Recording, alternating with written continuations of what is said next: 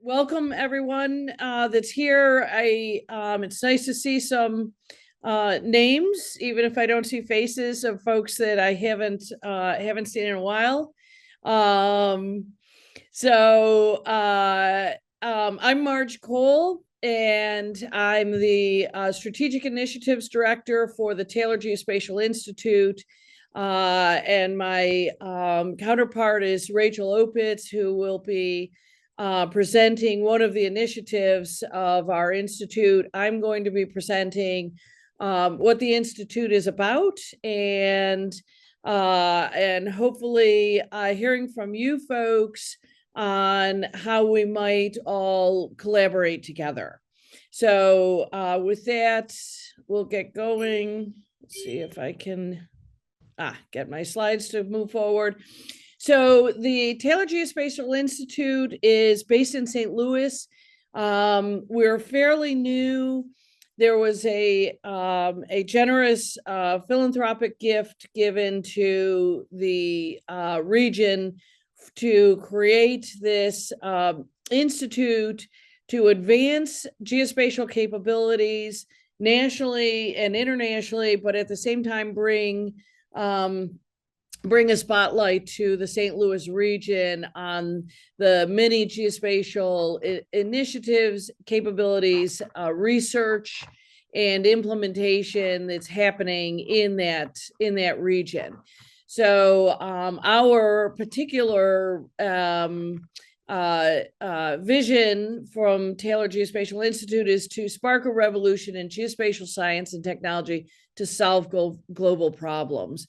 So really, what we're looking at is, as our mission says, assembling multi-institution teams, which includes industry, government, academia, nonprofits, so on and so forth, to come together, come up with the topics in which we have a priority need to add geospatial research, development, and implementation to improve decision making for all of us. So that's kind of the big picture, and then we'll get into some more details about our initiatives to do that in a little bit. But I'm still going to give you a little bit of background on TGI. So as we all know here, there's plenty of science and data, and more data coming all the time. We've got lots of technology capabilities and lots of fantastic technology development happening all the time, and more to come. And this is one of the nicest aspects, we have so many people and organizations that are interested in this particular topic of how do we bring geospatial capabilities, this data, and the technology together to help us all better understand what's happening and make better decisions around some of our really complex challenges, but even some of the simple ones too. I mean, we're interested in making quick successes, and then also investing in long-term bigger challenges that take more time and more organizations and more capabilities to address. So TGI's geospatial expertise, we have our core consortium. So TGI is made up of 8 research institutes in the St. Louis region. We have everybody from Washington University in St. Louis, University of Missouri Columbia, University of Missouri St. Louis, Harris Stowe, UIUC, so Donald Danforth Plant Center. So there's a variety of research institutes. However, We are also partnering with Planet, working closely with NGA, with NASA, with AWS. Well, I'll talk about our AWS challenge in a little bit. And we're working with other academic institutions as well as Harvard and MIT. So again, we have our core, TGI is made up of the core consortium, but we are completely agnostic, and we invite anybody and everybody to participate in our initiatives to help us come up with the best solutions. So one of our kind of unique capabilities or a unique stance from TGI is that we're neutral. We're not a university or a private industry or something that has a charter or a bottom line or something besides geospatial advancement to address. So we really are neutral, which is one of the nice aspects of being able to, as I said, invite anybody and everybody to participate with us, to work with us, to create these teams, to build collaborative teams focused on advancing geospatial capabilities and also implementing them for decision making. We have a team of geospatial experts. If we have something, an initiative or project that we don't have the expertise for, again, we go out, we find that expertise, and we bring it in to be part of the team. So again, very open to anybody and everybody helping out.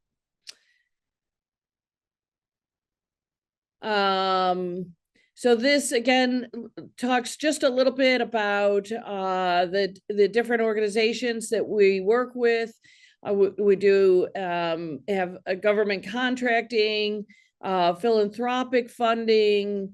And it is the philanthropic funding that started us, but we're also looking for other opportunities to bring in funding for to again work with other organizations. We're getting ready to do a quantum computing workshop at the University of Missouri and Columbia at the end of February, and IBM came to us to work with us on putting that workshop together and working with them. So we are not just looking for or developing our own initiatives, but we have industry, government, and sometimes academia coming to us to say, this is an issue we have, or this is an area we want to work in and bring more geospatial capability to, or this is some research that we did that we think could be pushed forward, but we don't have the team to do that. So we are the collaborative team builders to help anybody that has either a pain point that they need addressed or has something that they've developed that they'd like to push into implementation or further development or something, but they need some help doing that and some collaboration and some team members. We're the ones to happily do that with you. So we also have, I want to point out here, Taylor Geospatial Engine is a sister company to Taylor Geospatial Institute. And Jen Marcus, some of you know her. She was with Planet, and before Planet, she was with Northrop. She is the director for Taylor Geospatial Engine, and their focus is to really kind of commercialize geospatial capabilities that have come far enough along that they're ready for commercialization. So we collaborate closely with them. And so that's another aspect. Anybody could work directly with TGE or come to TGI, and we can help if it's straight straight to commercialization, we can help make that happen through TGE. And then we have some services that we're starting to produce and provide. We're developing a cloud center of excellence, so we'll have some data available soon. The plan is to have a foundational or a number of foundational models running on our cloud service, so that people can, again, we can bring teams together to develop geospatial capabilities within the foundational models, so that they're already up and running, and we can just work with them. And then we're also looking at running projects. So if a organization has a data or service or something like that that they would like to pull or push into a geospatial forum, then again, we can provide some computation services. We can put a team together to help do that. Oops, going in the wrong direction. So I just wanted to talk quickly about traction at this point, in that this is an exciting time. We're all, very a very happy team to be together, to be working in this field at this time. I think the concept and understanding of geospatial overall, and the fact that thinking about and bringing geospatial capabilities and technology and data and science into your decision making, whether you're an urban planner or your disaster response, or you're looking at long-term climate effects, whatever it might be, there's real traction at this point. More and more people are curious or even looking for help in providing geospatial information and capabilities into their workflows and their decision-making processes. Even in the lesser thought of markets, such as banking and financial industry, logistics, supply chain, all of these areas are really now understanding that bringing in geospatial capabilities is a huge benefit to their decision making, their workflows, their productivity and efficiency. So, and then this is again just an example of the organizations that we're working with. It's not the full list. And then, oops, I keep going backwards somehow. So again, TGI addresses challenges with technology, data expertise, and cross-discipline solutioning. This is another area in which we're very much looking at further breaking down silos. How can we, if we have an initiative or a focus area, somebody comes to us with a pain point, something they want addressed, and it's in a disaster response for fires, how can we bring in other areas of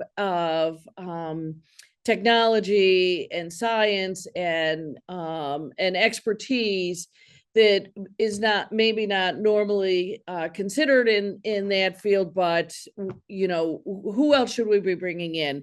Atmospheric scientists and data to look at, for example, after all of the unfortunate fires in California, the next concern, of course, is the rains, mudslides, and all of that that comes along afterwards. And so how do we pull together robust teams in the expertise to make sure that we have all of the capabilities, all the data, all of the the good science behind that to make sure that all of the information is there for the decision makers to know best how to address these issues.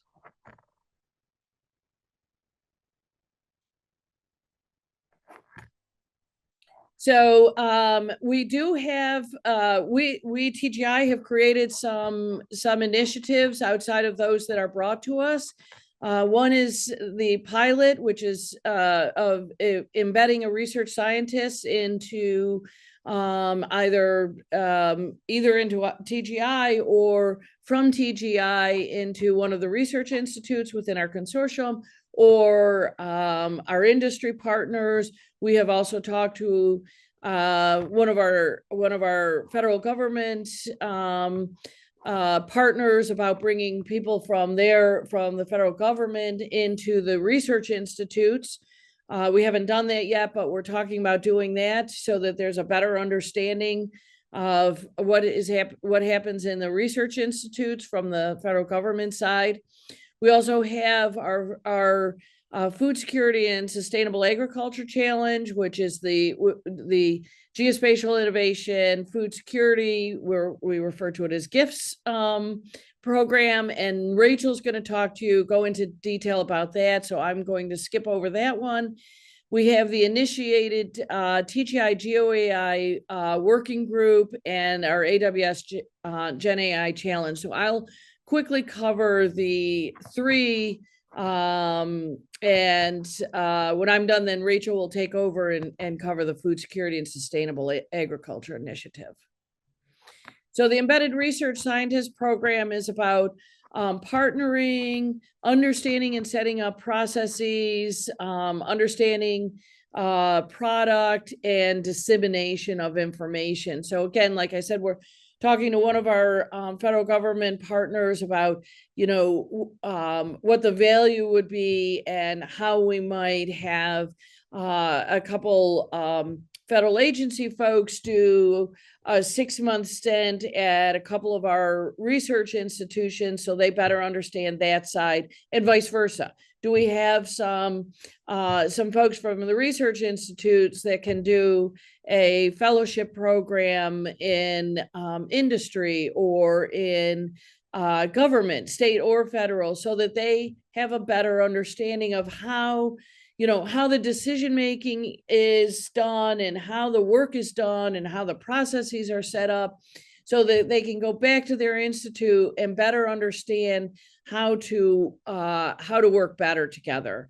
And this is actually another area in which TGI is focusing, is that there's fabulous research happening, but it's not necessarily getting to government and industry as rapidly as could be. A lot of it ends up, in a paper, but not necessarily moving further when there are a lot of people that could use that research. And so one of the areas that we also want to concentrate on from TGI is making sure that we're moving research to industry and government faster. And another reason for the collaborative teams, right? Making sure that there's always some research folks, some industry folks, some government folks involved, so that, again, it's a robust team with a lot of good input from these different areas.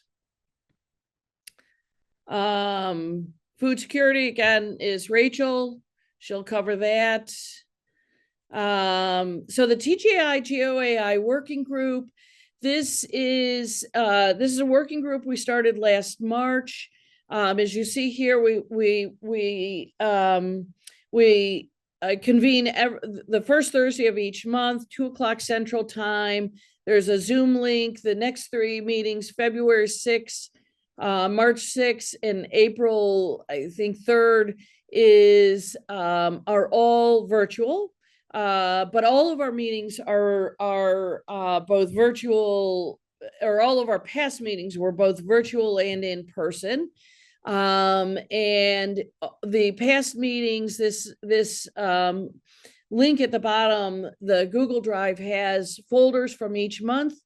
There is a recording of the presentations from each one of those months, and then generally the presentations themselves are there in those folders also. So anybody's welcome to go look at our past meetings. We've had lots of great presentations. And then coming up, February 6th, Phil Cooper from AWS is going to provide an introduction and talk about the AWS and TGI Generative AI Challenge that kicked off last fall. And Sacha from LuxCarta and Jesse from Dante are two of the awardees from that program, and so they're going to be presenting their organizations, what their organizations do, and then what their Gen AI challenge project is, what they're going to be doing with that. So I think, again, everybody's welcome to join. And these are actually two both interesting companies and with a compelling message. So please join us if you can. And if you want more information about any of this stuff, you can email us. You can access any of us, Rachel, myself, or any of the rest of the team at info at taylorgeospatial.org. So if you want to get on the regular mail list for this working group or find out more about the food security initiative or any of these other things, please do email that address and we will get back to you. So then the Grand Challenge, this was led by Jeff Mazur. And this was about AWS generously gave TGI $1 million worth of free credits. So we ran a very quick turnaround solicitation, asking for proposals from anybody creating a team to work on Gen AI, and they could bring their own concepts. And so we have a nice, over here on the right are the companies that were awarded these credits.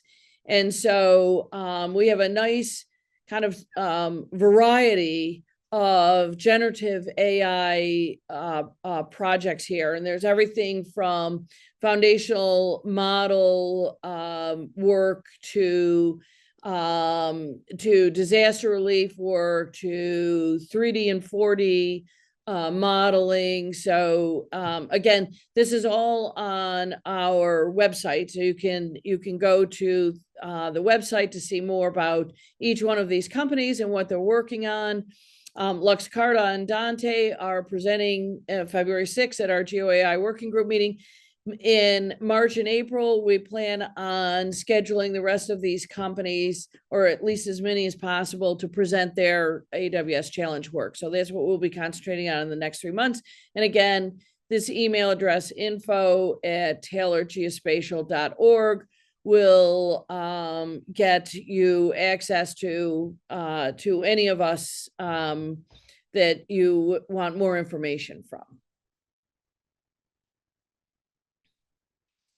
So this is, again, as I mentioned before, we're interested in engaging, across all of these domains and sectors, breaking down the silos as much as possible, actively recruiting consortium partners to create these teams from different expertise areas, piloting new approaches and embracing the open communication, open science, and open partnering.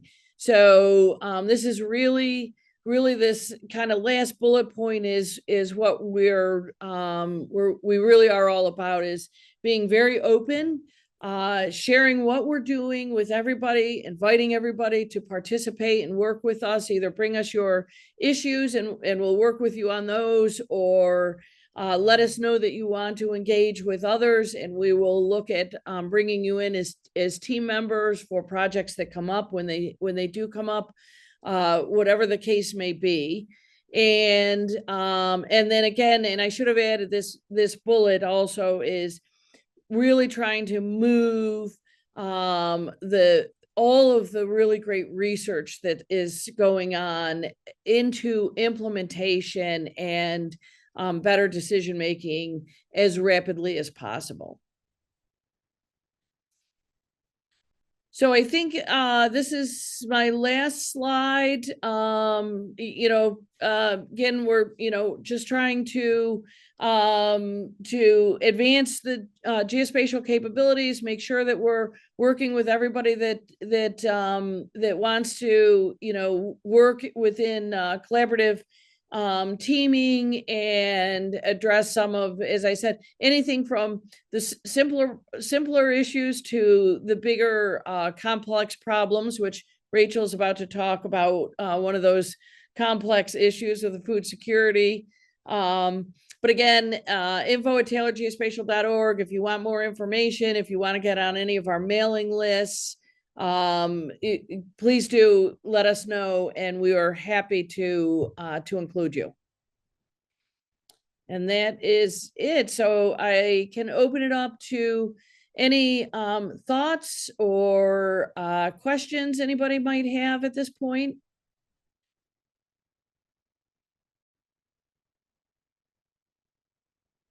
Erin, are we also taking questions in the chat? You can definitely do questions in the chat. I don't know if I saw anything specific to the presentation other than having links provided, which were added to the chat and then put into the document. Yep, great. But we have time, so feel free to ask questions.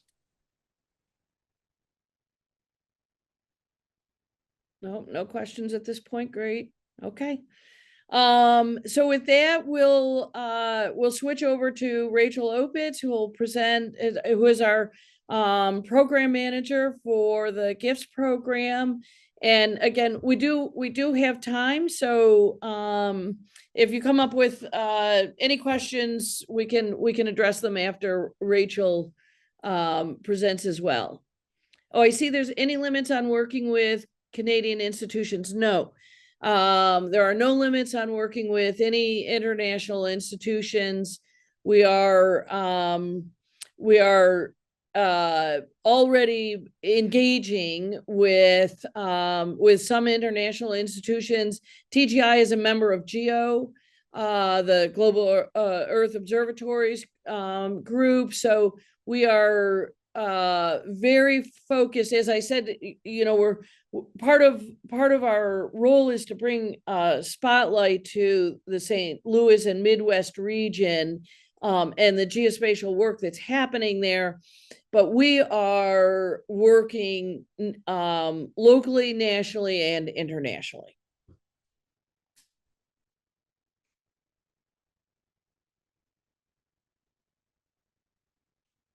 Okay, so Rachel, I stopped sharing. Can you? Great. Hopefully everyone can now see my screen. So thanks, Marge, for giving a great introduction to everything that's happening at TGI. So what I would like to do now is to dive into some of the detail on what we're doing in the Geospatial Innovation for Food Security Challenge, which, like it says on the tin, is us trying to figure out how to really use the skills of this community and the best of geospatial technologies and methods to help create a more food secure future, which is, I think we all agree, not a small challenge. So why this particular problem space? Why are we focused on this? To dive into some of the detail on really what motivates so many people from diverse organizations to work on food security, we really face a global challenge in terms of sustainable agricultural land management. So what do we mean by this? We generally mean that not only do we need to continue to produce enough food to feed the world's population and make sure that they have access to nutritious, culturally appropriate foods, but we also need to make sure that we're doing it in a way that is sustainable for the environment and all of the creatures who we share the planet with. So there are lots of factors when we start to unpack this task. We can start to think about how we're going to manage the impacts of climate change and really how we're going to continue to conduct the work of agriculture under future climate scenarios. There's been a lot of excellent work done modeling things like water stress in agricultural areas due to combined anthropogenic effects, so the increase of water use and higher temperatures. So there's an ongoing need for work in areas like this. We also can think from a geospatial perspective about how we can bring our skills, our technology, our ways of thinking and approaching problems to challenges like how we're going to manage the amount of nitrogen fertilizer that's used in agriculture. This is a really big, meaty problem. Many forms of agriculture require fertilizer to continue to produce food at the levels that are deemed necessary, but excess fertilizer use, particularly nitrogen fertilizer, globally is a significant source of pollution as well as of wasted money, frankly, for farming businesses. So it's both an economic problem and an environmental one. That's another reason to be working in this space. Moving outside of just the business of producing food sustainably, as if that weren't challenging enough, we can also think about how we can bring our geospatial skills and methods and technologies to helping avoid food loss and waste. So I've got one graphic up here from a EPA study that summarizes the problem, I think, nicely. An enormous amount of food is wasted every year. You'll hear numbers that give an estimate of around 30% of all food that is produced is lost or wasted somewhere in the supply chain. And in the US, this basically means the amount of agricultural land that we use to produce the food that's available in California and New York, not small states, is the amount we are wasting. So this is a really significant problem when we think about producing, distributing, and making sure people have access to enough healthy food. How can we bring geospatial technologies, methods, the way we think about analyzing problems to help to address this problem? We can also think specifically about what we can do in terms of helping particularly governments, agencies, not-for-profits, community groups to understand the barriers to access to nutrition from a population and demographics perspective, and understand the relationship between access to healthy food, nutrition, and health, right? So this is traditionally work that's been done in terms of thinking about food deserts. You'll sometimes hear the term food swamp used. So areas where the access to food is primarily not to nutritious food, but to less nutritious food. So this is a well-established research area, but one that's really been changing rapidly in terms of how people shop and how people get to food, and the relationship between place, logistics, supply chain, and access to food, particularly as more people have started to shop online post-pandemic. So again, this is an area that the geospatial community can really start to try to bring its skill set to. There are lots of interesting studies now looking at the interdependencies between regions and communities related to this. I'm going to pause. Rich, you had a question. Please go ahead. Yeah, just a clarification question, if you have time, on the previous Yeah, slide. Mm-hmm. It says household income. I wasn't quite, where's the, I'm having trouble understanding that graph on the right. Okay. Could you just describe that a little bit more? It looks interesting. Yeah, sure. Fair enough. Yes, and I will say it's not a graph I made, so we can try to dive into the source for this, but essentially what they're trying to show in this particular group is that if you look at a particular household income group, so this is largely the poor group, so this is kind of a subgraph. So if you are in a demographic that doesn't have very much money and you are then overlapping with the demographic that is urban, that is in a food desert, or that does not have a car. So what is the share of the poor population that belongs to that? So that's the height of the bar, the share of the population. And then what the distance is to food, to a place that you can go shopping. So the average distance that you would have to drive from where you live to a nearby location where you could purchase food. So typically a grocery store, right? So basically what they're trying to show in this graph here is that if you are poor, and this is, you know, a smaller proportion of the population, but not urban and poor, you've got a certain distance that you have to drive to get to a place where you can buy food. If you are urban poor, that distance might be a little bit shorter than if you're in a food desert, but a larger portion of the population is impacted. If you are urban and in a food desert, then you have, again, a slightly shorter distance to where you would have to drive to shop than if you're just in a food desert and not urban. So it's a different problem, essentially, if you're in a rural poor community than in an urban poor community, both in 2 dimensions, in terms of the number of people affected and in terms of the distance of the trip. Does that help?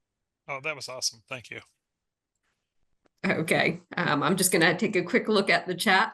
That was, it's always good to be challenged to understand understand someone else's graph live.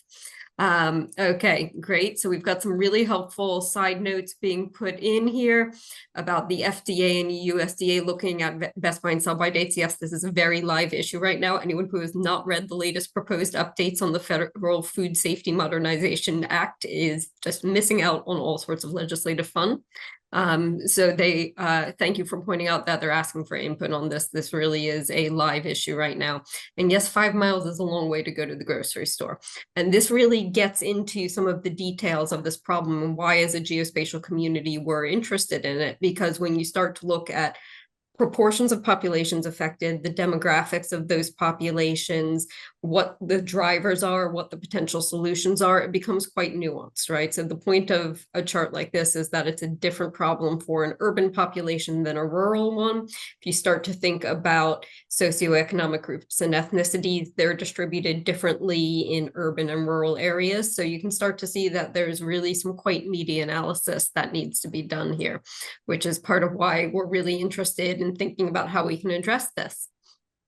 So we can also then think about, and this is actually linked to the prior point about food deserts and kind of where food is available, some of the interdependencies between regions and communities that are created by food flows, right? If we're really trying to understand from a geospatial perspective how we can intelligently attack the problem of food security.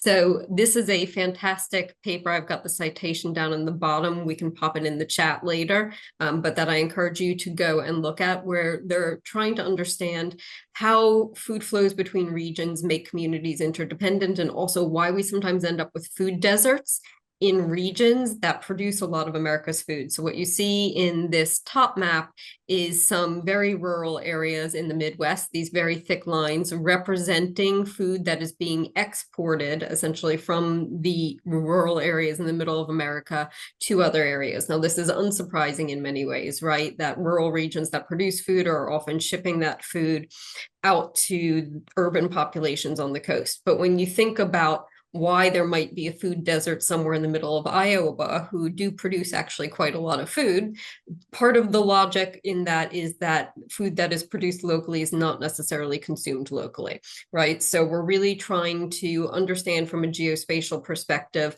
what all of the different factors are that feed into food security and challenges to it in different contexts. So to summarize and wrap all of that up, food supply chains and the food system are really complex topics for us to be addressing as a community, and they sit in the context of a lot of critical global issues, right? If we start to think about the interdependencies of what's happening in food systems. So we've got kind of the core of food security and sustainable agriculture, but they intersect very closely with work that is being done to address challenges in biodiversity.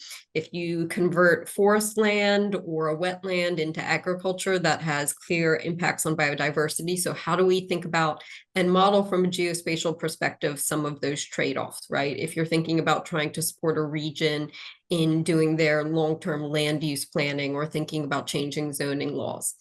If we think about the intersection with disaster resilience, we can again come back to the example that we showed before of changing climates and think about the impacts of increased temperatures, increased storminess, increased risks of things like hailstorms. There are a variety of disasters that not only have direct impacts on human populations, but have direct impacts on agricultural production. Many of you might remember the impacts on Georgia farmers of recent US hurricanes. So there was a big impact, particularly I think on the peanut producers.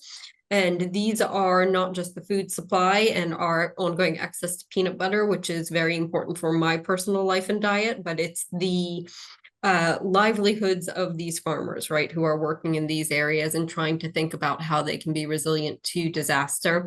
There are lots of food safety and health issues when we start to think about public health issues, particularly related to pests, but also the use of different products in the production and processing of food. And then particularly water resource management, right? Because irrigation for agriculture is one of the largest uses globally of water.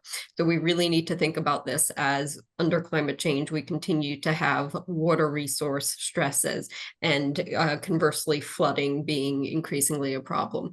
So if we look at this nice graphic that I have borrowed from the good people at AmeriGeo of key societal areas that we worry about collectively, the food system intersects with all of this. And this really is why we've chosen this at TGI to be a focus of our first really big initiative that's kind of domain specific.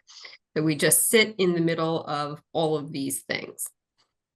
And I don't want to underplay the amount of work that the geospatial community is already doing across agriculture and food systems, because there's quite a lot of activity happening already.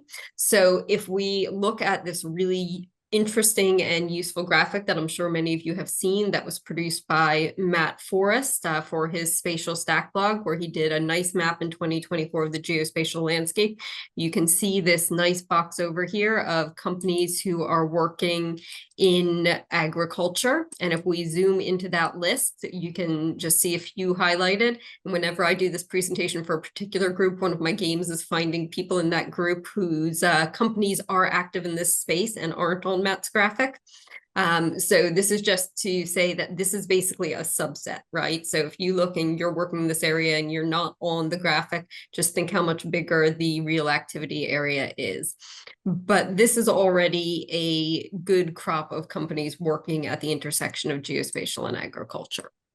So when we look at what those companies are doing and we look at what's happening across the space, we can start to pick out some mainstream applications, right, that the geospatial community is working on broadly to address food security issues. So some that I've picked out here, if we look at what corporations and governments are trying to do in terms of reporting and therefore monitoring and managing the environmental impacts of agriculture, this is a really big activity area for geospatial. We have lots of MMRV, measurement, monitoring, reporting, and verification, everyone's favorite acronym, of different land management interventions. If you're at all involved in agriculture in Europe, you are all too aware of the EUDR and the CAP and the different regulatory regimes that you need to be able to report under. So this is really big business for geospatial and agriculture. Equally, governments and NGOs who are trying to help communities and agricultural producers plan are also using MMRV technology to try to predict, provide early warning of, or detect risks of crop failure or risk indicators that might lead to a future crop failure. So this again is a really big active business area for geospatial players in this domain.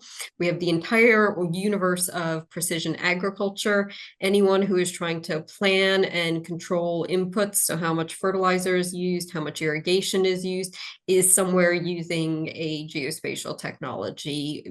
If you look at modern tractors that are manufactured now, they're GPS enabled. There's actually quite a lot of geospatial technology applied in this space. Equally, planning and control of harvest, same thing. Precision agriculture is a really big intersection with geospatial that already exists.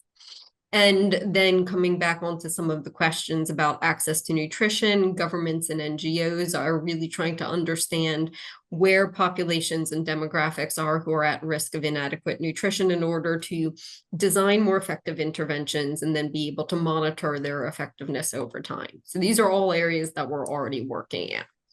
So what are we trying to do as TGI in this space, right? There's a lot going on. It's a big problem. There's already a lot of action.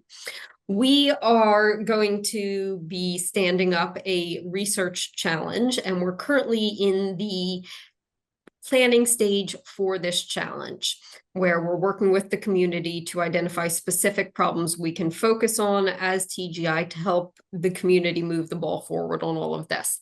So the approach broadly is two big phases. Phase one is the one we are in now, which is identifying the problems in this big, messy space that most need geospatial innovation, right? So we're trying to figure out what problems we can tackle, where we can bring everything that Marge spoke about before: improve geospatial capabilities, new research, commercialization, all of the expertise of this community when we collaborate with people in different domains.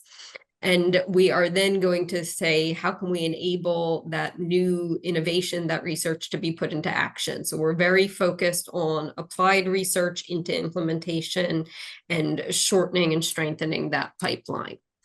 So for the Geospatial Innovation in Food Security Challenge, which is my area of responsibility within TGI, we've got 3 key steps right now in our process to understand and then start to foster these new capabilities from the geospatial world that can support future food security. So the first big phase of work we did was a bit of horizon scanning to understand what was already being done in the space. I'll be talking about that in a little more detail. We are currently doing a lot of collaborating with fantastic people in this community to identify the interesting, relevant problems that we can tackle with our geospatial tools. And then I know you will all be excited to hear about this bit. Starting from May 2025, we're going to have a request for proposals so that we can start to fund these interdisciplinary, multi-institutional teams to actually address these problems. We're actually investing quite a lot of time up front, and this is what I'm mostly going to be talking about today, really making sure we're addressing the right problem, that we're not duplicating existing work, and that we're really leveraging the skills and capability of this community. And that's something that we take very seriously at TGI, and I think is really important for us to be doing. So to dive a bit into some of the work that we're doing in that space, we're really trying to ask, what is the most impactful way that geospatial can help reduce the risks of future food insecurity, right? So what can we actually do to help? So we have bucketed the way we're thinking about this question into 3 broad areas that matched some of the ones I was just sketching out before. So thinking about how we can help in ensuring we have sustainable agricultural landscapes, ensuring that we are avoiding food loss and waste, and ensuring equitable access to nutrition. So those are the 3 big areas that we think of when we think about this big complex problem, because I like breaking things down into subsets. So we've started by doing a horizon scan, basically reading the reports and the research by a wide range of organizations and academic teams to try to understand what drives the risk of not creating a more food secure future. So these are just a few of the reports examples up here that I looked at as part of the horizon scan. And basically, this was work that I did in 2024. I'm obviously continuing to read, but there's a certain point when you put a cap on the literature review and you do an analysis. So I had looked at 117 reports by organizations who were active in this area in detail. I had identified 26 of the most relevant reports, out of which I pulled 356 research priorities that I scored and analyzed in more detail, from which I had a top 17 priorities that I felt strongly leveraged geospatial, and then 13 kind of second tier priorities that moderately leveraged geospatial. So that gave me a sense of what some of those top items might be that are areas where really there's a need for geospatial technologies, and there's room for us with some of the more recent innovations in geospatial technologies and methods to have an impact. So to give you a feel for what some of these are without going into too much detail and showing you boring spreadsheets, we can think about things like how organizations undertake life cycle analyses and come up with what I'm referring to here as a fair price or a true cost of food based on location weighting. So this is a real challenge for a lot of organizations now. Life cycle analysis is really hard, and it's even harder to do it if you're trying to do it on a location weighted basis, and food costs and food inputs and land and everything that's involved cost very different amounts in different locations.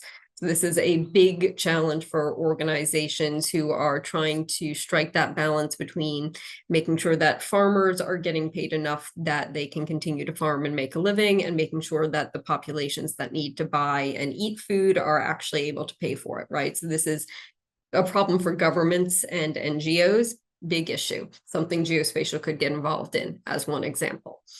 There's everything related to sustainable production. So if you're trying to monitor crops or monitor soil health, which is a very live topic, or to support better labor conditions, this is another area where geospatial can intervene. Everything from IoT-based sensors to improved satellite or UAV-based systems to agricultural robotics, which are, according to some people at least, going to have a very big year in 2025. I'm excited to see what happens in the ag robotics space.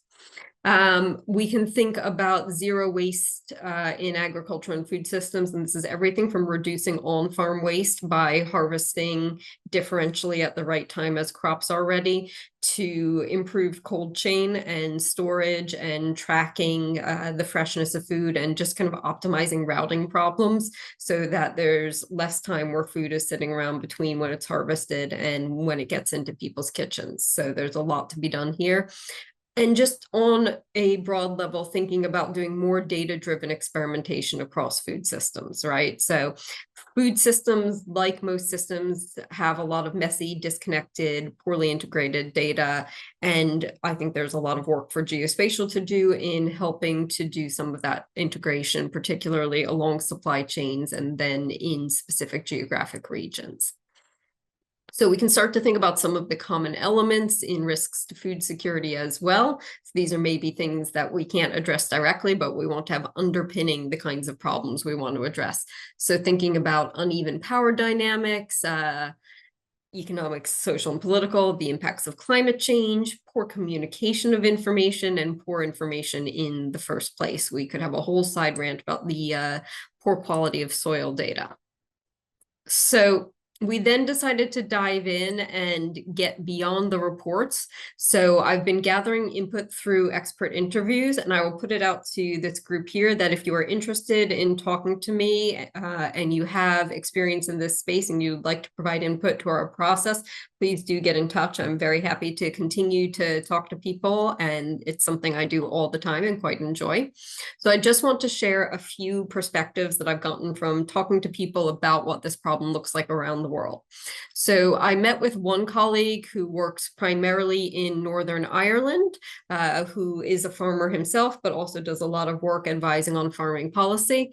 And he really pushed and advocated for more spatially granular measurements of soil health, so whatever metrics you're going to use for that, and biodiversity as public goods.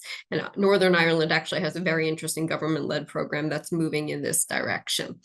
So he was making the argument that we need improved measurement systems to help evidence farmer journeys as they adopt new practices. So essentially his line is he feels like early adopters, farmers who are doing things that are environmentally positive, are insufficiently rewarded for it because we're not collecting enough data on what they're doing. And so we don't have a lever to say, okay, this farmer changed their practice, they're managing their soil in a better way, they've planted hedgerows, they've improved their biodiversity, they should get some sort of tax credit, some sort of price incentive for their good work. So he really thinks we need more geospatial data, more MMRV, so that farmers who are making the changes he feels are needed are rewarded for doing so. He also thinks we really need to up our game here because he thinks that the future of agriculture as it becomes more sustainable is going to move away from monocultures and into more complex systems, right? More cover cropping, more intercropping. And so his argument is that we're going to need better spatial data to manage in more complex systems. So that's a perspective from, just one person as a case study about a direction that the geospatial community could choose to go to make an effort in this area. Totally different context. I spoke to another colleague who primarily works in commodities trading in Africa and gave us a view in particular from what's happening in East Africa, where he says that some of the real challenges where geospatial need to come in are that you have a lot of corporations who are investing in supply chain sustainability as part of their corporate responsibility strategies.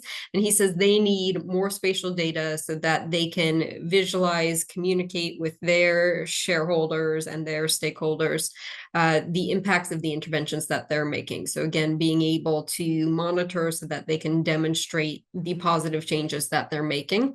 But they also pointed to, and this was one that I hadn't thought about before, compliance with the Modern Slavery Act as a driver if you are doing business in agriculture in Africa. So essentially, you need to be able to demonstrate as a corporation working in Africa that you are not sourcing your products from areas where there are known problems with slavery. So this seems quite reasonable, but this is actually a real challenge with commodity crops because crops from lots of different locations get lumped together as part of the processing chain. And it then becomes very hard to assign them to specific locations, right? So this is a real problem in terms of traceability of a crop to where it ends up in the end in order to make sure as a corporation you're in compliance with this particular rule. So this might feel a little bit distant from what you think of as food security in the sense of people having enough food. But the argument that is made by this colleague is that this is how businesses are operating in these regions. And so we need to be able to support them and the farmers that they work with to continue to do business, or else the whole supply of some of these crops will break down. So again, we can start to think, what is it we can do here to help with problems related to traceability? So if we look, and again, this was a 2024 look, so I recognize that in the US, some of the policy implications may be shifting, but if we look in the US science and policy space as of last year, we have the global agricultural carbon market, which I think is a phenomenon that we will see continuing to move forward. We also had the Growing Climate Solutions Act. And so you saw organizations who increasingly were looking for data on soil health and soil carbon sequestration. So there's a lot of need for improved soil data there. And essentially, this is again about understanding how we're spending our money effectively. So when you talk to researchers who are working for government agencies, they'll say or for some of the science bodies, they'll say it's really hard for us to tell which programs that we're funding are effective because it's hard for us to understand what works and to validate claims. So again, this is about needing that MMRV data. A slightly different angle, again, from a US perspective, from the rural policy space, there's a lot of interest in increasing the visibility of the impacts of consolidation in the food sector. So the US food sector is one of the most consolidated sectors if you look across industries in the US, and it really has a large influence on how food is produced, marketed, and accessed in the US. And there are correlations to healthcare costs associated with this.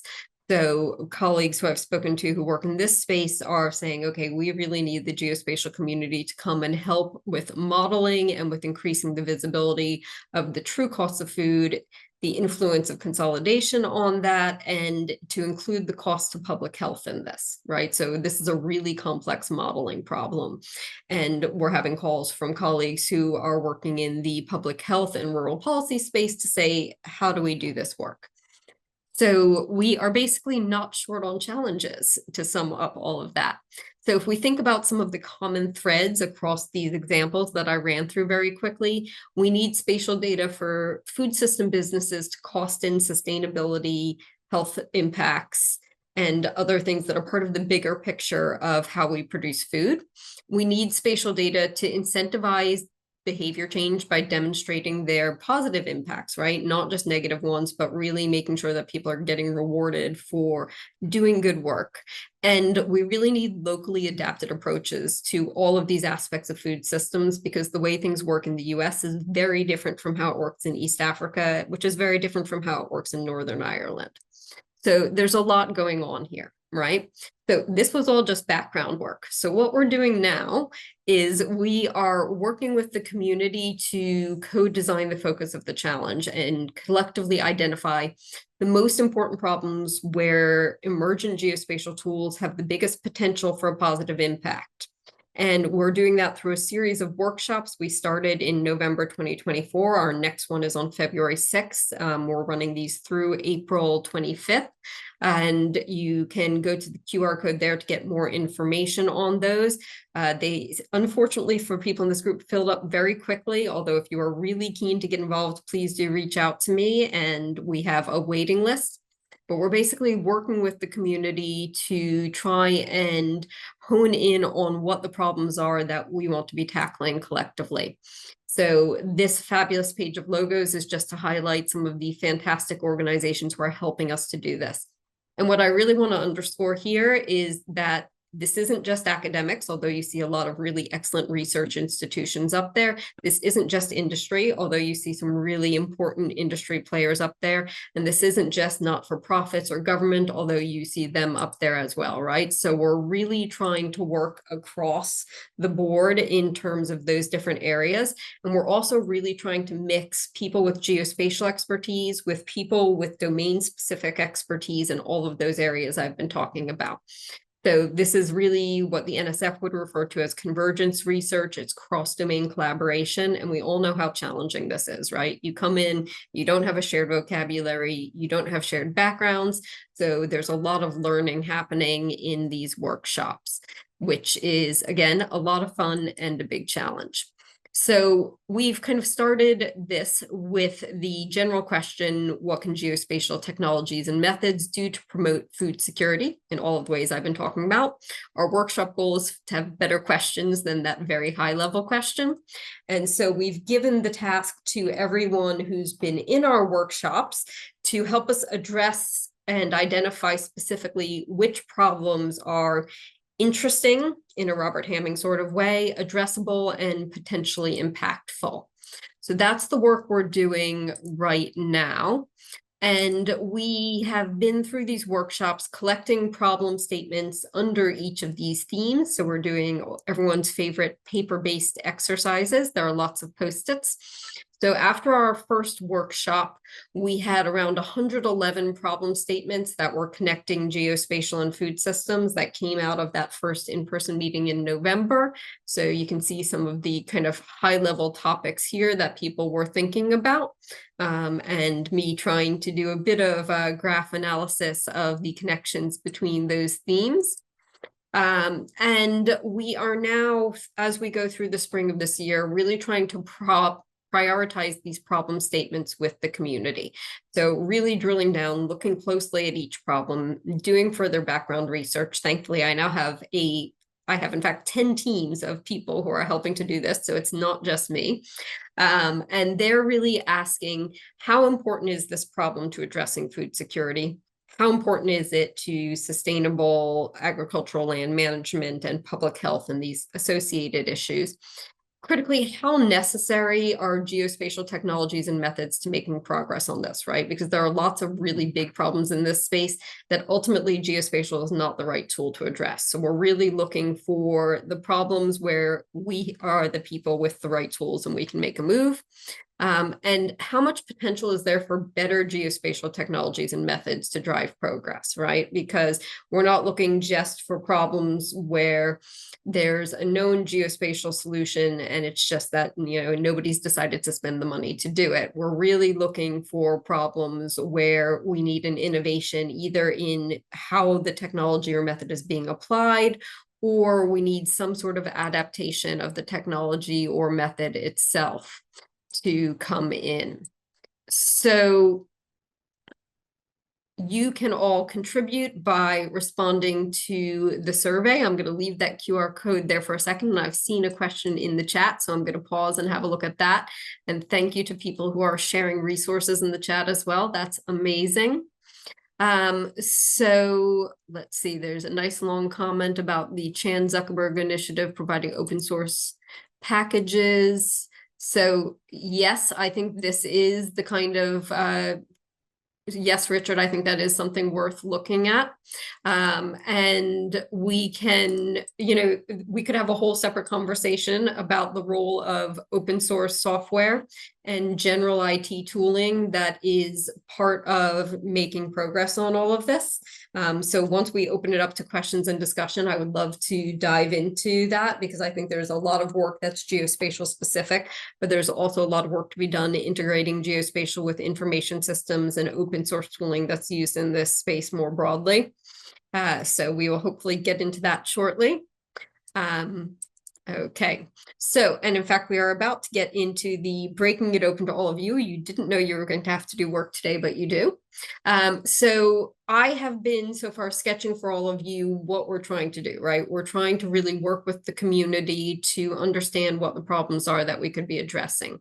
So what I would like you to do now is to join us in this process, because at ESIP, I think you are part of this community, and go ahead and start to put into the chat a couple of problems related to this area you're aware of that you think it would be worth trying to address, and potentially relevant geospatial approaches.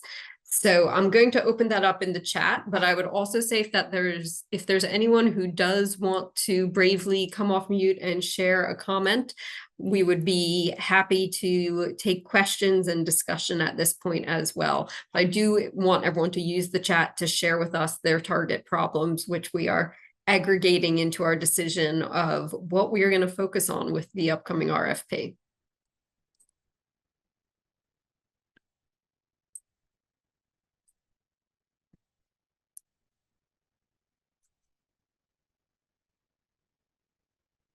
This is the part where I have to ride the pause because everyone is thinking about what they want to put into the chat.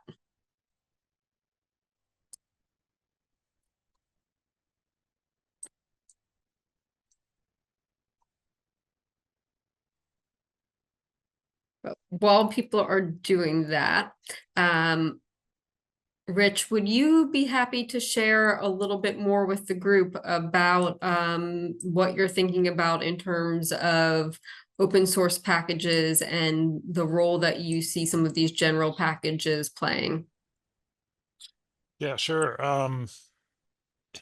It's just this is something obviously that has plagued the field forever, and it's really sort of so I was at USGS for 30 plus years, and during that time, USGS, ASIP in general, right? NASA, NOAA, USGS, and all these other agencies, we typically use these, the community converges on some key packages, right? Whether you're using R or whether you're using Python or whatever, or what front end client stuff, and yet none of these agencies or organizations really want to.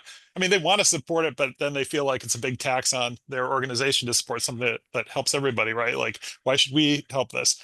And so, all these little projects, that are key are supported by a few people that don't even require that much money, but They're always scrapping to try to get some little contract so they can keep going. And, and yet we all depend on these things. It's kind of crazy, right? And, luckily, like Chan Zuckerberg has provided, some opportunities for these groups to apply for a little bit of funding.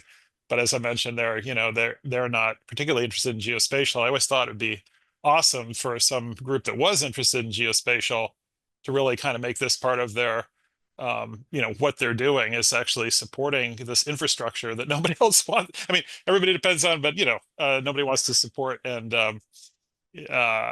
anyway, so that was mainly the thought there. And it seems like you guys are fairly new and you are geospatial, which is awesome. I didn't even know about you before the CISA meeting. And it'd be, I don't know, it'd be great if you were interested in something like that, but I understand you've got all sorts of other interesting things as we just heard about. So yeah. So that was just my thought there. Okay, thanks, Rich. Yeah, and I think one thing I would add thinking about that is, we're really thinking, how do we get research and geospatial innovation into practice, and what the sustainable pathways are to doing that is a big part of the picture here, right? So we have a model of, as you say, kind of scrappy open source projects that then end up being widely used and implemented. And I think part of our mission as a community really is to think about what the models are for doing that and how we can support them in a good way. So it's not an easy problem. It's a long-standing problem, but it's definitely one worth continuing to highlight. Yeah. Yeah, and Rich, I'm glad you brought it up, because we actually had a year or so ago had a conversation around this, and whether TGI had a role in it and whether we could create some level of support from a academic consortium, right? So everybody gives a little. And so there, I think, it's a good topic. I'm glad you brought it up, because we should revisit it and see if there are, as Rachel said, a reasonable model to actually support this. Because you're right, everybody's always kind of scraping along trying to keep these open source packages going, and yet we're all using them. Great. I know, it seems like it would be a good investment, because so a lot of these things, they may or may not pan out, but when you're supporting something that everybody's already using, you get the goodwill of the entire community. And well, not just the goodwill, but you keep the good work going. But so anyway. Okay, we're starting to get a couple of comments in the chat as well. So one from Ethan, I'm just going to share them with anyone who's not following along in the chat. Thinking about remote sensing for biodiversity and the relationship to agriculture. This is a really hot topic. So, and a really tough problem, right? Not only because there is not a globally accepted definition for what the metrics for biodiversity should be, although there are several groups trying to set that particular data standard, but because measuring different metrics for biodiversity is really, really challenging. If you think about, trying to count bird species, which is one way to think about it, trying to count earthworms, the range of earthworm counting methods is more diverse than one might think. And it's, from a geospatial data perspective, it's not something to do easily from a sensor technology perspective. It's hard to scale. If you think that a key metric for biodiversity is understanding the microbiome, that's another challenge. So the soil microbiome, and there are quite a few organizations trying to improve our methods for microbial diversity, particularly in agricultural contexts. So any scale you're trying to do that at, it's a really challenging sensing problem, as well as a data integration and interoperability one. So that's a great thing to be highlighting. Cassandra, thanks for highlighting your project at Indiana University with Notre Dame looking at cover crops. Again, this is a really big area where people are trying to understand in a wide range of environmental contexts, in different agricultural production regimes, with different primary crops in different management cycles, right? So there's a lot of different variables, what the impacts of cover crops are, what the impacts of different cover crops are, and remote sensing and geospatial data is really key to the monitoring and ongoing management and just understanding what works in different contexts.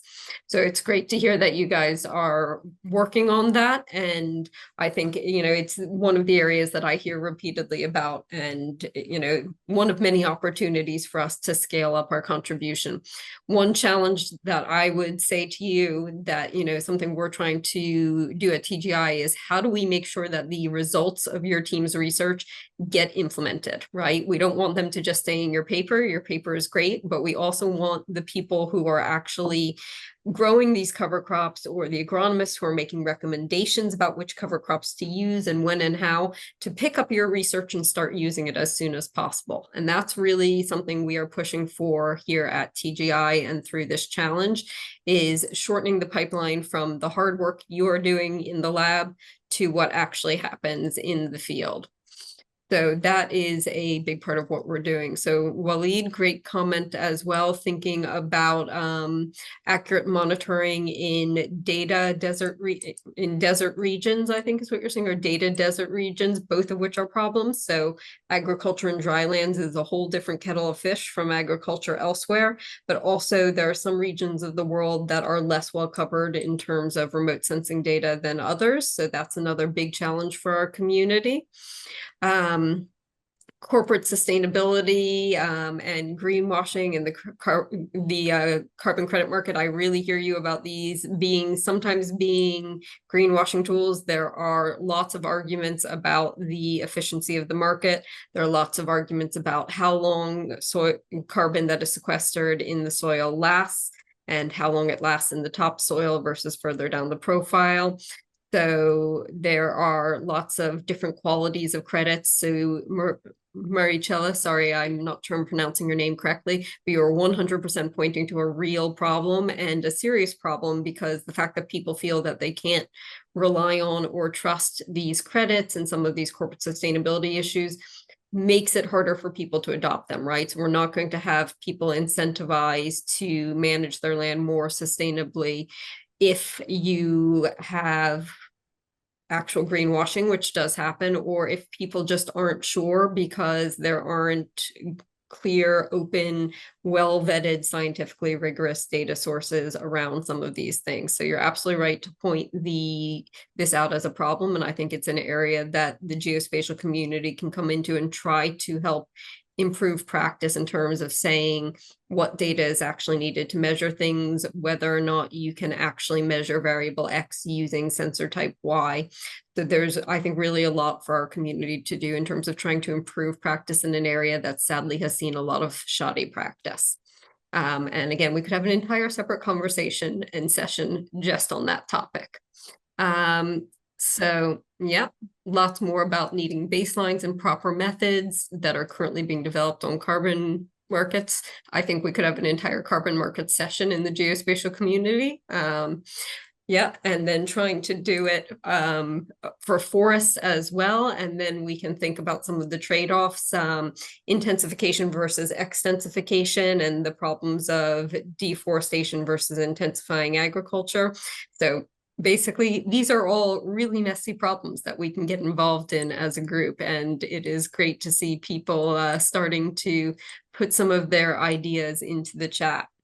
And one of the things that I think has been really interesting for us at TGI as we've started to do this is to understand, you know, what topics the community is excited about, where a lot of people are doing work, and we're really looking forward to capitalizing on that, but also understanding what topics the community hasn't grappled with yet, that from the literature review, we can see there's a real need for.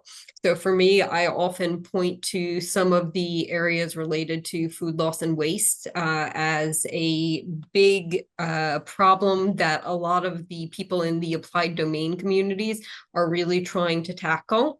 And geospatial has spent less time in, right? So we've got opportunities to build on existing momentum in things like around carbon credits, where there's an enormous need, and we've got a bit of a running start as a community. And then we have areas where we haven't done a lot of work, but we've done lots of work as the geospatial community in logistics and supply chain in general. So maybe we can think about how to bring that across to something like food loss and waste.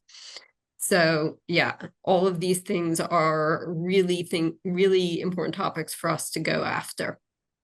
So thank you everyone for starting to share these things in the chat, and please continue to do so. I'm just going to, encourage you to continue to build on. If you know people who are working in these areas or organizations, please add them to the Google Doc or put them in the chat, tag people. We are always happy to hear about it. And if you're working in a particular novel area related to a geospatial technology or method, and you're not sure quite how it fits with the problem, but you think it might be helpful, again, we're always interested in hearing about that, because one of the things we're really trying to do at TGI is to be that matchmaker, right? To develop that expertise working with specialists in the domains and get them in the room with people who are specialists in different geospatial technologies and understand whether or not that technology or method is a good fit for the problem that actually exists or not, and try and do that matching up. And that's really a lot of the work that we are undertaking through the workshops and through events like this. So it's great to get to engage with all of you. So we've got about 10 minutes left and I can open it up for Q&A, but I just wanted to make sure that I got this last QR code up, which is to say that we are going to be investing in projects in this space. So there's going to be a request for proposals that's going to come out in May 2025. So we're still in the process of really picking the right specific problems to focus on. So please do continue to share your input with us on that. We're going to be doing that actively through April, through our workshops, through sessions like this. And we'll then have that RFP, and teams will have the chance to come together. It's going to be open to everyone. There are just a few rules. One, you have to have a research collaborator, so someone who's on the research side. You have to have an implementing partner, so someone from industry, from a government organization, from an NGO or a not-for-profit, someone who actually has the problem and can put it into action. So those teams are going to be able to come together and apply to us with their proposed approach to tackling the specific problems related to food security in the way we've sketched here, using an innovation in geospatial technologies or methods. So all of the details on the rules and regulations of how you can apply are going to come out in May. And we'll be happy to share more about that as we start to launch the RFP. But I did want to make all of you aware of it so that you can hopefully look out for it. So I'm going to stop us there, and I'm going to open it up to questions for myself or for Marge in these last couple of minutes. But thank you really everyone for all of the really great comments. I'm glad that we managed to kick off a discussion about carbon credits and corporate sustainability in particular. Okay, email asking for tips and resources. Yes. So we are happy to send things around. Rich, please go ahead. One thing that one other thing, back to the sort of foundational infrastructure kind of stuff. Yeah. I noticed that like Chris Holmes was somehow affiliated with you guys, right? And of course, you know, I sort of think of him as like the leader of the stack, the whole stack thing. And you know, it works great for remote sensing data, or you know, it's gathering steam, I guess. And you know, increasingly more remote sensing data is available through stack queries, or at least discoverable through stack queries. And you know, more in sort of, you know, Microsoft Planetary Computer like sort of jumped on with adding the ability to search large collections of like climate data and weather and forecast data, you know, modeling collections. Man sort of left still as like observational data, like sensor data and other things that, you know, for ground truth data and all that. And I'm just wondering, that seems like another gap that, you know, we heard about earlier in this, you know, in this East of Winter meeting, different approaches to trying to deal with some of those issues. Is that something that TGI is interested in as well? So I can say from the perspective of the Food Security Initiative, and then Marge can probably jump in at a higher level.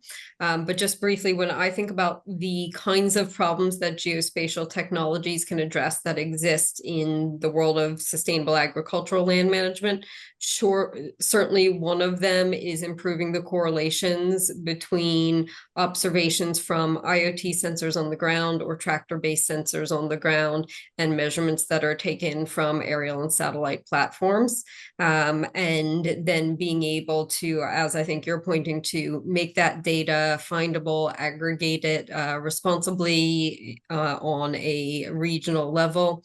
So I think, yes, that is, in the big area of topics we are interested in, there is interest in improving that integration and thinking about how we really make that very diverse data that comes from the ground and observational sensors more usable. So if we start to get into the weeds, if we allow ourselves 1 minute of getting into the weeds, if you're trying to use for me, a scientifically responsible way, trying to use some of those ground observations from IoT sensors, say to help to train and calibrate an AI model, then you're going to start to worry about things like whether or not all of the sensors, even if they're all in theory soil moisture sensors, are really measuring the same thing in the same way. They're incredibly diverse, right? There are lots of different brands. They're designed in slightly different ways. They will surely format their data in different ways. So thinking about what we can do to smooth some of those pipelines, and then thinking about kind of the representativity, of an area that's actually measured on the ground from one of those sensors, and how we think about connecting that from a statistical and data processing point of view with the remote sensing data from a satellite sensor. These are tough problems, right? And these are the problems that, yes, I think as an institution, this is where the geospatial expertise comes in, right? And we can start coming to the domain and saying, okay, guys, maybe, the reason some of these models haven't worked so well in the past is because we actually haven't really hammered out this data calibration chain. Yeah, I totally agree. It's a lot more challenging, and that's why it hasn't been we haven't made a whole lot of progress on it, but it would be so great to move from this, like somebody else mentioned earlier in this in the ESIP meeting, like right now, if you want to try to find out about sensor data for your particular use case or whatever, you start calling people, right? Like you call this person who you think might know something. Maybe they have some access to this thing, and it's not available to the anyway. I mean, and and some people would say like, well, that's good that way, because then you have experts who are going to tell you like the issues with that sensor or whatever. But yeah, that's not a great defense either, right? And for open data, like we want to somehow capture the metadata that would let more people have access, right? Hopefully lead to a bit more innovation. But yeah, I'm just echoing, I think, what you said. So I'll shut up. Yeah, and this really is like, you could even say kind of one of the core issues that TGI wants to overcome, right? These things so that we can all be able to quickly, use the FAIR process, right? We can quickly and easily find, access, interoperate with, and apply all of the different types of data, no matter where it's from, right? We don't care. Just, how do I get it and how do I use it? But I mean, this is a process, as you know, and so some of it will be addressed through projects like Rachel's, or programs like Rachel's, where we end up funding a few different projects, and hopefully, some of these things are addressed at some level within those projects, or within like the AWS Gen AI challenge, projects, things like that. And then sometimes we are going to actually pick something, that we keep hearing about, that is an issue, and then try and pull a team together and say, this is a challenge that we need to work on together. And so we initiate that, that work. I mean, similar to what we're doing with food security, but more on the broader scale. Yeah, and maybe that is the best way to make progress on these really complex, challenging problems, is just to have some success story that uses some sensor data and makes it available, and then hopefully we build on that, or other people replicate that idea or something. Right. How can we scale up? Yeah. And I Yeah, think and then- Stan, Sorry. And then, and then that brings us right back to your earlier point of, and who's going to support these hopefully open source capabilities. So, yeah. yeah. Thank Well, you. this has been a really great discussion, and I can see that we are 3 minutes from the end of our session, which when we started planning the session, Marge and I went, ooh, how are we going to fill that much time? So thank you to all of you for having questions and comments and contributing to the discussion. And we will definitely follow up. Please reach out to us if there are topics you would like to see us pursuing or helping to build a community around, because being a forum for some of these conversations that the community wants to have is something that we are hoping to, with partners at organizations like ESIP, who were really gracious and hosted us today and let us have this session. It's something we're looking to do as part of our work. And also critically, looking at some of the comments in the chat, making sure that we're bringing in those partners from outside of the geospatial community, from specific domains, from IT in general, to be part of the conversation and really solve problems, because what we're really looking to do is to drive the impact of geospatial. So Marge, I don't know if you have any other comments, but this is kind of my general thank you slide from at least the program point of view. Yeah, no, I just, again, as Rachel said, thank you all for attending this, and especially thank you to ESIP. It's such a fabulous community, and to be able to present within this community and let everybody know that we're very interested in working with all of you is great for us, and we look forward to hopefully working on projects and programs with each of you in the near future. Great. Thanks, everyone. I'm going to